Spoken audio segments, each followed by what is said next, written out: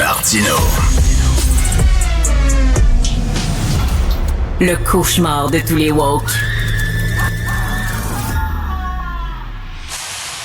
L'affaire Haroun Bouazi, ça fait beaucoup jaser. Ça fait pas seulement jaser chez les Québécois de souche tricotée serrée.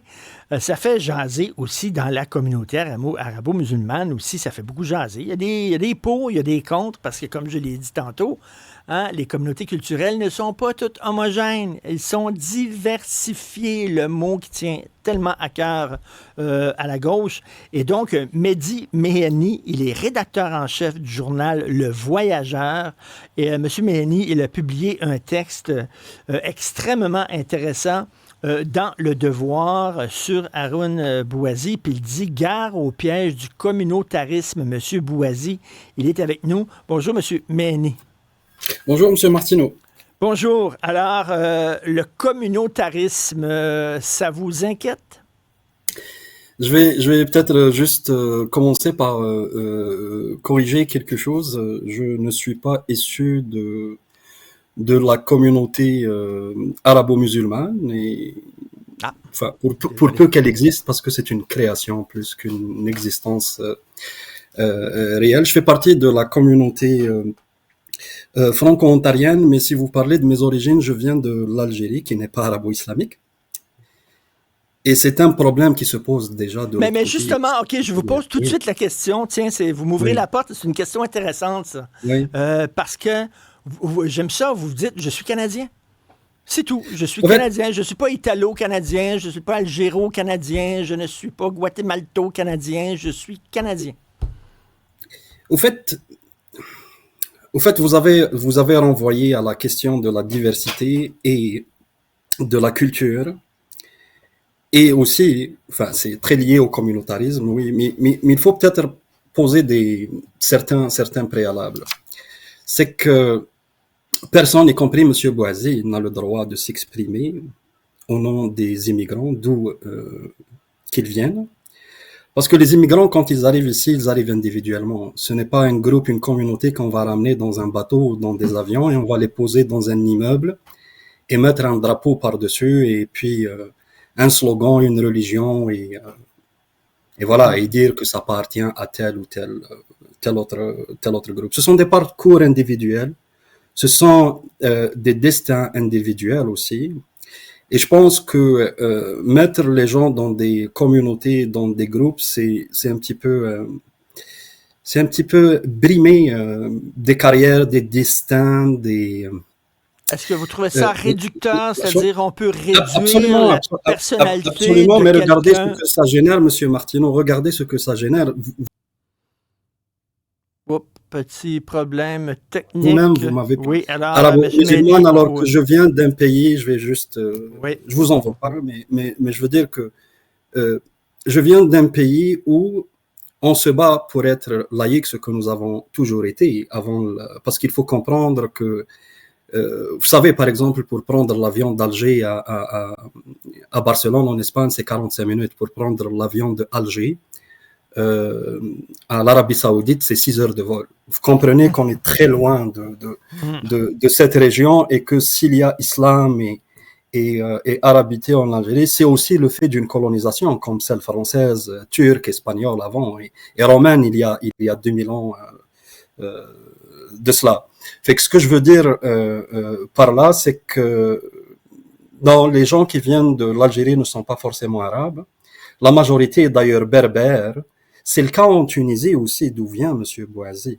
La majorité est berbère, mais il y a une majorité qui se considère comme arabo-islamique parce qu'à travers les siècles et par le fait de la colonisation, on les a soumis de fait à cette arabo-islamité. Mais vous dites justement, on est des individus et des gens comme M. Bouazi semblent vous mettre tous dans le même sac.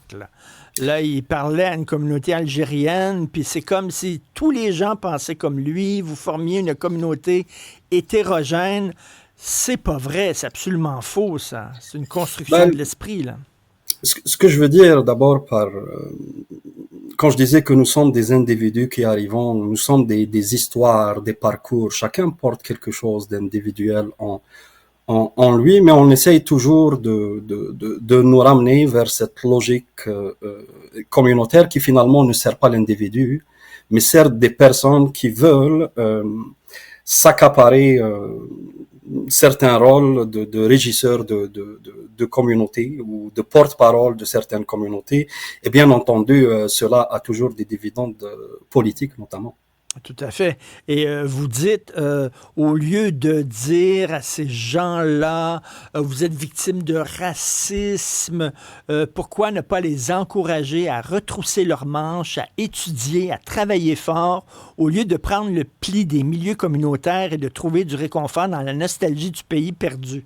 C'est ce que vous dites, c'est ce que vous n'aimez pas, entre autres, du discours de M. Boisy, là. C'est de faire de la communauté, si on peut dire, là, algérienne, d'en faire des victimes, des pauvres victimes passives.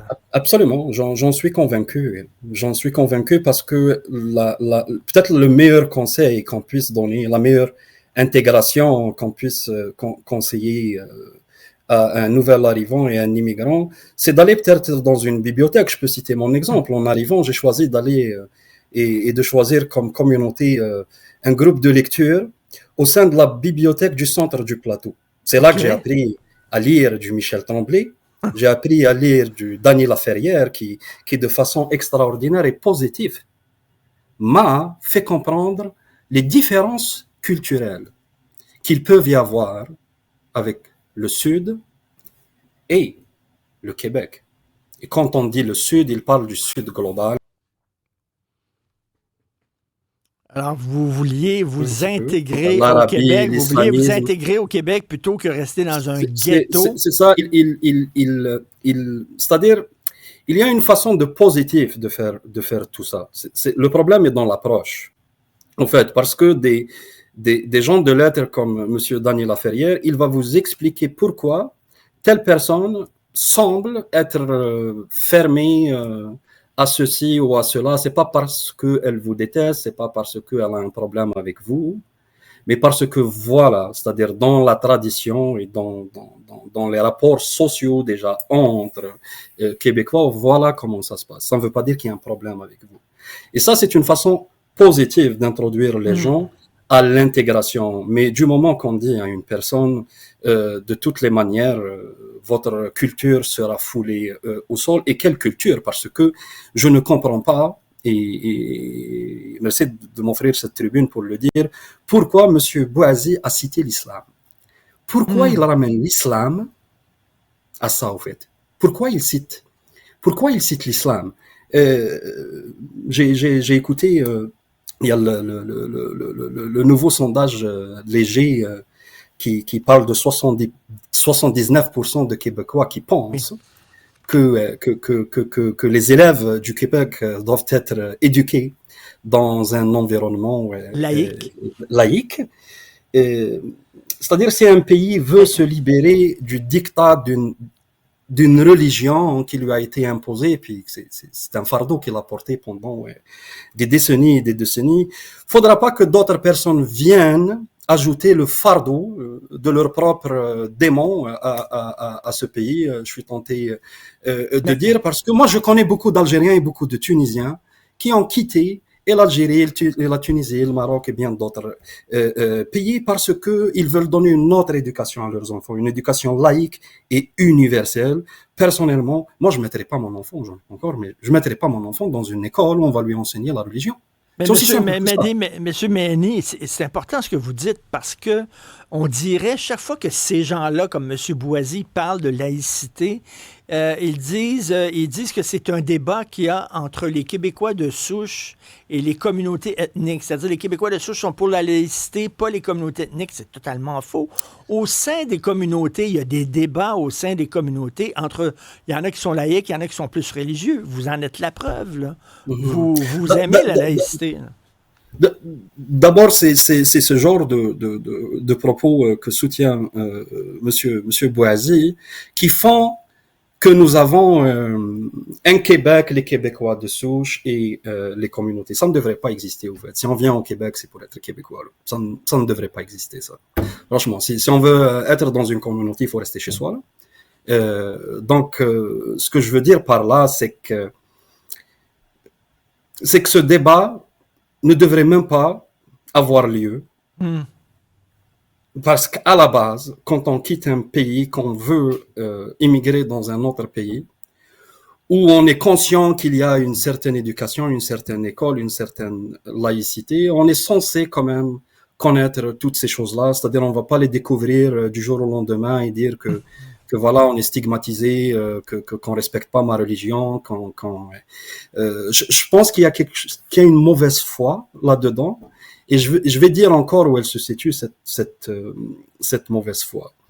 C'est que vous savez, moi, j'ai habité une cité, là. Je vais vous raconter quelque chose. Dans la cité où j'habitais, il y avait un espace qui était libre, qui appartenait donc à notre cité. Et on avait le choix de faire quelque chose avec cet espace. Et puis, il y a une majorité des résidents qui ont décidé de construire une salle de prière. J'étais le seul à dire que, voilà, il faut en faire un espace pour que les enfants puissent jouer. Une aire de jeu pour les enfants. Alors, je vous dis pas je suis passé pour quelqu'un de MP qui est contre la religion, et ça vient avec un certain lot d'intimidation et autres. Mais pourquoi ils ont fait ça? C'est parce qu'ils avaient la majorité.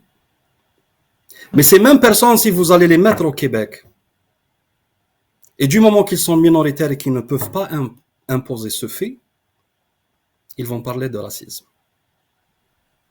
Pour de se manque montrer d'ouverture en à la victime. diversité, Pour se de montrer en manque victime. d'ouverture à la diversité et du refus de la culture de l'autre, ce qu'appelle M. Boisy l'autre. Et je ne comprends pas pourquoi il renvoie. Est-ce que l'autre, c'est forcément l'islam? Est-ce que l'autre, c'est forcément... l'autre, franchement, là, si on va renfermer la diversité et la culture dans un carcan religieux, je ne pense pas que c'est le meilleur service qu'on puisse rendre. Monsieur Méné, Oui. si des gens trouvent qu'effectivement, ils ont de la difficulté avec les valeurs du Québec, comme vous le dites, ils connaissent le Québec. Quand ils décident de venir ici, j'imagine ils s'informent. Si les valeurs du Québec, ça les hérisse, pourquoi ils viennent ici? Alors, souvent, on se pose la question, pourquoi ils ont choisi de venir ici? S'ils sont contre la laïcité, si bon... Essayez de m'expliquer ça. Au fait, vous savez, c'est quelque chose de très complexe. Moi, j'ai souvent posé cette question à des personnes qui me demandaient pourquoi je n'étais pas dans la communauté ou les communautés. En fait, la réponse peut prendre comme beaucoup de temps. Peut-être qu'on aura l'occasion une autre fois d'en parler, mais ce que je vais essayer de vous dire,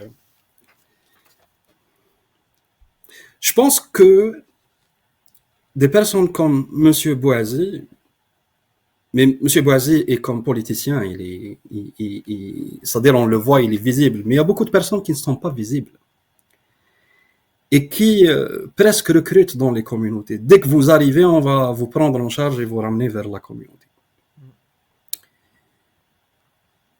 Certains y échappent, d'autres choisissent leur propre voie, mais beaucoup échouent dans cet espace communautaire qui a des codes, qui a sa façon de fonctionner. C'est ça, ça fait l'affaire de plusieurs personnes, le communautarisme. Oui, y compris, les gens qui veulent mettre la main sur une communauté et les politiciens qui veulent avoir des votes faciles. Absolument. Ça va des politiciens aux commerçants, hein, parce que bon, si vous faites en sorte qu'une personne ne puisse pas évoluer dans sa nouvelle société, dans son nouveau pays, et voilà, il sera toujours à votre merci. Et quand je dis à votre merci, il va travailler. Il va travailler dans une boulangerie ou dans une fabrique clandestine à $8 l'heure, je veux dire. Fait que ça sert beaucoup d'intérêt. Il y a beaucoup de choses dedans, mais permettez-moi juste d'ajouter rapidement cela. Je pense que le gouvernement québécois devrait, quand je dis prendre en charge, c'est pas prendre forcément en charge les gens socialement, parce que lorsque vous décidez d'émigrer dans un pays, il faut avoir la politique de ses moyens. Et la politique de ces moyens, il faut qu'elle soit aussi culturelle. C'est-à-dire, il faut venir avec une certaine ouverture et tout. Maintenant, moi, ce que j'ai observé, parce que j'ai travaillé avec beaucoup de communautés francophones hors Québec. Donc, les migrants, quand ils arrivent, il y a une prise en charge, on va dire, sociale et culturelle, qui fait que tout de suite, on va les inviter vers des événements ou pour les introduire à la culture locale, etc. Ils ne sont pas abandonnés au milieu communautaire aux intérêts restreints. Justement, on vous laisse entre vous. Il y a des gens qui vont s'occuper de vous dans votre communauté. On Voilà. sait qui va s'occuper de la communauté. C'est la plus grande erreur. Votre texte s'intitule « Guerre au piège du communautarisme », M. Boisy. C'est Mehdi Meheni. On peut lire ça dans Le Devoir. Et vous êtes, je le rappelle, rédacteur en chef du journal Le Voyageur. Merci beaucoup, M. Meheni. Merci beaucoup, M. Martin. Bonjour.